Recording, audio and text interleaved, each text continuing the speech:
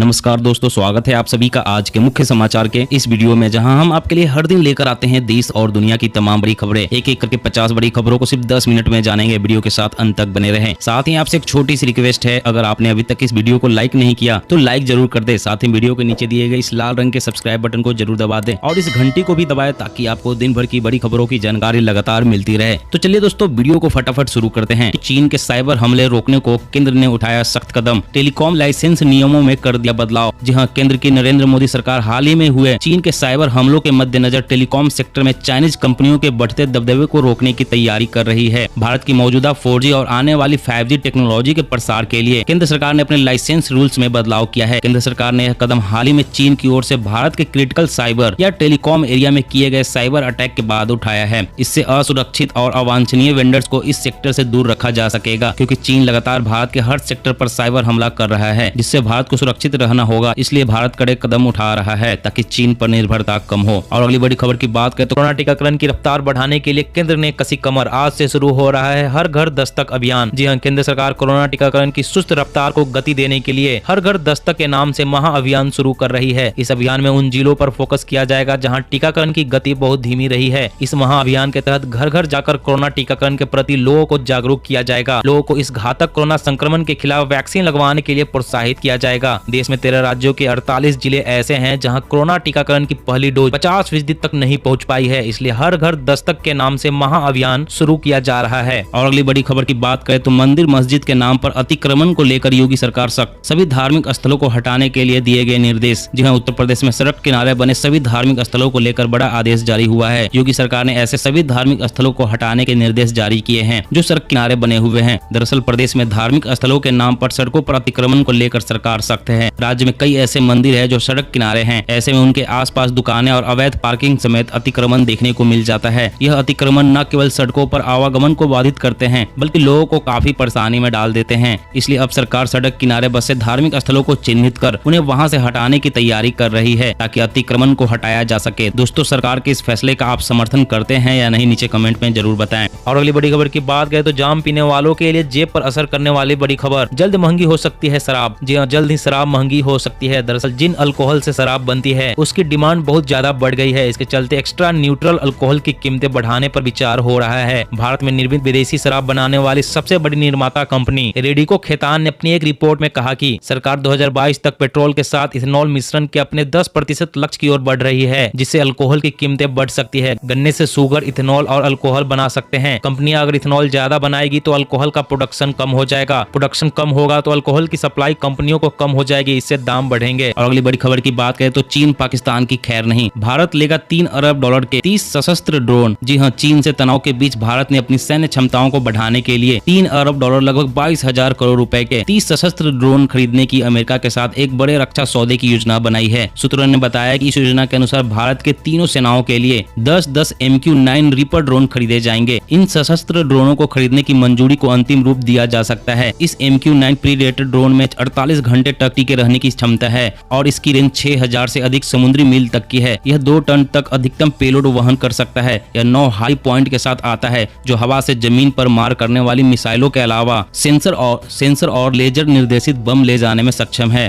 और अगली बड़ी खबर की बात करें तो एक और चुनौती होगी दूर। सियाचिन लद्दाख में तैनात जवानों के लिए खास कपड़े देश में ही बनेंगे। जी हां, देश में लड़ाकू विमान से लेकर कई किस्म के हथियारों का निर्माण हो रहा है, लेकिन लद्दाख और सियाचिन जैसे अत्यधिक सर्द इलाकों में तैनात जवानों के लिए कपड़ों का निर्माण देश में करना आज भी एक चुनौती बना हुआ है। लेकिन रक्षा मंत्रालय अब इस मुद्दे पर गंभीर है तथा आने वाले समय में इस प्रकार के कपड़ों का निर्माण देश में ही कराने की तैयारी की जा रही है। मंत्रालय के सूत्रों के अनुसार ऑर्डिनेंस फैक्ट्रियों के निगमीकरण की प्रक्रिया आरंभ हो चुकी है तथा सैन्य बलों के लिए कपड़ों का निर्माण करने वाली औदी ऑर्डिनेंस फैक्ट्री को extreme cold weather clothing system के निर्माण का जिम्मा सौंपा जाएगा। सेनाओं के द्वारा DRDO निर्मित वस्त्रों के परीक्षण भी किए गए हैं और उनकी गुणवत्ता को बेहतर बनाया गया है। और अगली बड़ी खबर की बात करें तो अपनी गाड़ी पर नेम प्लेट लगाया है तो हटा ले, सरकार की सख्ती भारी जुर्माना। जी हां, सरकार ने प्राइवेट गाड़ियों पर किसी तरह के बोर्ड अथवा नेम प्लेट लगाने को पूरी तरह से गैर कानूनी करार दिया है। ऐसा होने पर गाड़ी मालिक के खिलाफ कानूनी कार्रवाई करते हुए दंड लगाया जाएगा। अधिसूचना के अनुसार सभी सरकारी गाड़ियों पर एक ही आकार के बोर्ड होंगे, लेकिन इनका रंग अलग अलग होगा। विधायिका से जुड़े लोगों के लिए हरा रंग, न्यायपालिका के बोर्ड लाल रंग के होंगे, जबकि विधि व्यवस्था की गाड़ियों पर नीला रंग का बोर्ड होगा। वाहन के आगे बोर्ड को इस प्रकार से लगाना है कि नंबर प्लेट साफ तौर पर दिखता रहे। गाड़ियों के आगे police police, press, army, court, जिला प्रशासन आदि लिखना भी अवैध करार दिया गया है। सरकार, प्रशासन और मंत्रालय भी नहीं लिखा जा सकता है। सरकार की अधिसूचना के अनुसार अगर कोई नियम का उल्लंघन करता है तो उस पर सख्त कार्रवाई होगी। और अगली बड़ी खबर की बात करें, किसानों को मिलकर आत्मनिर्भर बनाएंगे केंद्र और राज्य, तैयार हो रहा किसानों का डाटाबेस। जी हां, आत्मनिर्भर भारत के लिए किसानों को आत्मनिर्भर बनाने में केंद्र व राज्य सरकारें संयुक्त रूप से काम करने पर सहमत हैं। कृषि को आधुनिक बनाने के लिए जहां डिजिटल प्रणाली तैयार की जा रही है जिससे किसानों का डेटाबेस बनेगा। कृषि क्षेत्र में सरकारी व निजी निवेश बढ़ाने, फसलों की उत्पादकता और वैल्यू चेन को मजबूत बनाने के साथ घरेलू और वैश्विक बाजार में उपज के उचित मूल्य दिलाने जैसे मुद्दों पर केंद्र की नीतियों पर सभी राज्यों ने आगे बढ़ने की हामी भरी है। अब तक 5.5 करोड़ किसानों का डाटा तैयार है जिसे जल्द ही 8 करोड़ से अधिक कर लिया जाएगा। डेटाबेस से सरकार को मूल्यांकन और आकलन करने में सहूलियत होगी और पूरे सिस्टम में पारदर्शिता आएगी।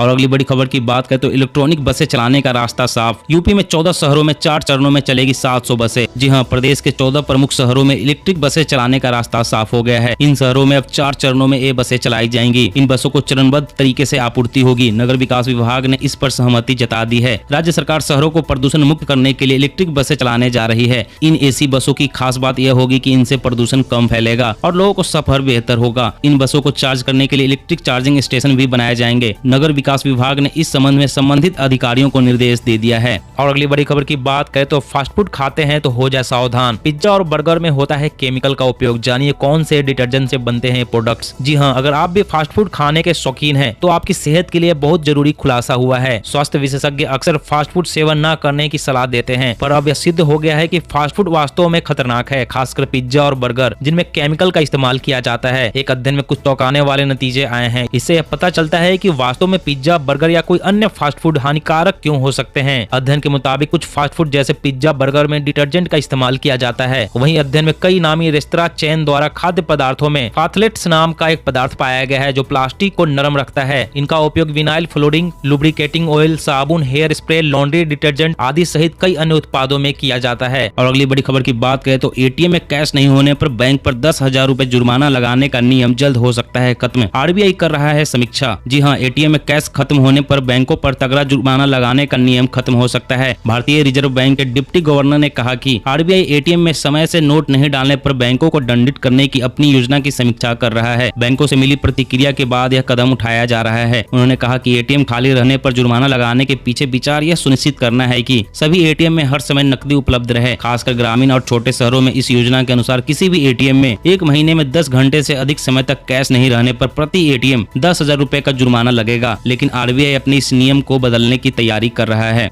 और अगली बड़ी खबर की बात करें तो जनता के लिए बड़ी राहत। शुगर, कैंसर जैसी 39 बीमारियों की दवाएं हुई सस्ती। जी हां, केंद्र सरकार ने आवश्यक दवाओं की राष्ट्रीय सूची में संशोधन करते हुए आमतौर पर इस्तेमाल की जाने वाली 39 दवाओं की कीमतों में कटौती कर दी है। इसमें anti cancer, anti diabetes, anti viral, anti bacterial, anti retroviral, anti TB दवाओं के साथ साथ वे दवाएं भी शामिल है जो कोविड के इलाज में इस्तेमाल की जाती है। राष्ट्रीय सूची पर काम कर रहे विशेषज्ञों ने 16 और दवाओं को भी सूची से हटा दिया है। भारतीय आयुर्विज्ञान अनुसंधान परिषद दवाओं की कीमत पर नियंत्रण बढ़ाने के लिए लंबे समय से काम कर रही है। 39 बीमारियों की दवाएं सस्ती होने से आम जनता को राहत मिलेगी। और अगली बड़ी खबर की बात करें तो कोयले की कमी से देश के कई राज्यों में गहराया बिजली संकट। 8 से 10 घंटे तक की हो रही कटौती। जी हां, विद्युत उत्पादन संयंत्रों में कोयले की घोर किल्लत के चलते देश के कई राज्यों में बिजली की किल्लत बढ़ती जा रही है। झारखंड में आपूर्ति में कमी के कारण लोड शेडिंग करनी पड़ी। इसके चलते दिन में गाँव में 8 से 10 घंटे तक की बिजली की कटौती हुई। वहीं बिहार में 5 गुना अधिक कीमत पर भी पूरी बिजली नहीं मिल पा रही है। ऊर्जा विकास निगम के मुताबिक राज्यों को डिमांड के मुकाबले काफी कम बिजली सेंट्रल पूल से मिल रही है। नेशनल पावर एक्सचेंज में भी बिजली का टोटा है। पूरे देश में लगभग 10,000 मेगावाट बिजली की कमी बताई जा रही है। इसकी वजह से नेशनल पावर एक्सचेंज में बिजली की प्रति यूनिट दर में चौतरफा वृद्धि हो गई है। सामान्य तौर पर 5 रुपए प्रति यूनिट में मिलने वाली बिजली दर प्रति यूनिट 20 रुपए हो गई है।